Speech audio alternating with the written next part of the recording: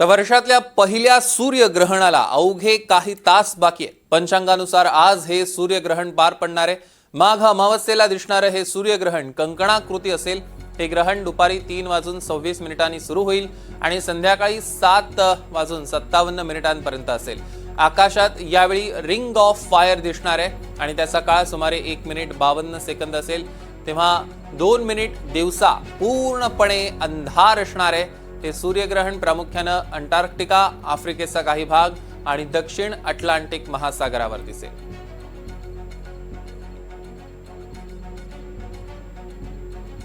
तर आजचं सूर्यग्रहण हे कुठे कुठे दिसणार आहे एकदा ग्राफिक्सच्या माध्यमातून बघूया।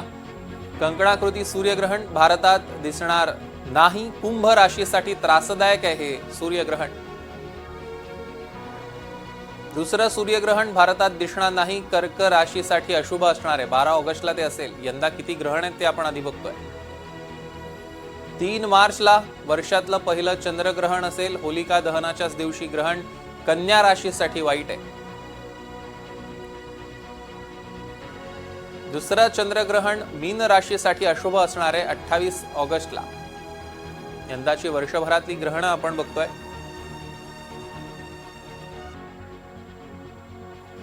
हे सूर्यग्रहण आजचं भारतात दिसणार नाहीये।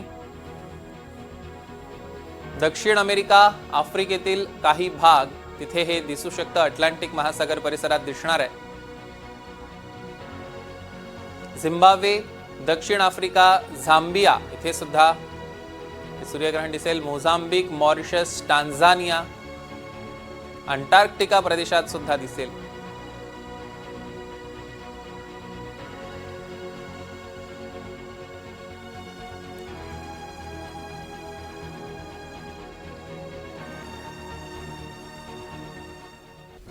आपण बघतोय की वर्षातल्या पहिल्या सूर्यग्रहणाला अवघे काही तास बाकी, त्यामुळे दिवसा संपूर्ण जग अंधारात बुडणार आहे। 2 मिनिटं आकाशात रिंग ऑफ फायर दिसेल आणि यावेळी 2 मिनिटं संपूर्ण जग अंधारात असणार आहे। माघ अमावस्येला कंकणाकृती सूर्यग्रहण आणि अवघे काही तास बाकी।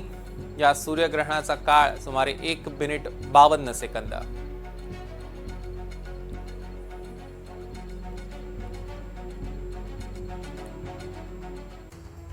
तर सूर्यग्रहणाचा 12 राशींवर काय परिणाम होणार आहे बघूया आपण ग्राफिक्सच्या माध्यमातून। मेष राशीसाठी हे ग्रहण शुभ ठरेल। सुख सोयींच्या वस्तूंवर अधिक खर्च होण्याची शक्यता आहे। वृषभासाठी अत्यंत लाभदायी असं हे ग्रहण। मोठ्या आर्थिक फायद्याची शक्यता वृषभ राशीसाठी। मिथुन राशीसाठी सामान्य परिणाम जाणवेल। व्हायरल तापासारख्या समस्या सुद्धा जाणवू शकतात। कर्क राशीसाठी प्रकृतीकडे लक्ष द्यावं। पोटाशी संबंधित तक्रारी जाणवू शकतात। सूर्यग्रहणाचा 12 राशींवर काय परिणाम आपण बघतोय। सिंह राशीसाठी नातेसंबंधांमधील समस्या जाणवू शकतात। विवाहित दाम्पत्याचं जीवन किंवा पार्टनरशिप मध्ये काही समस्या जाणवू शकतात।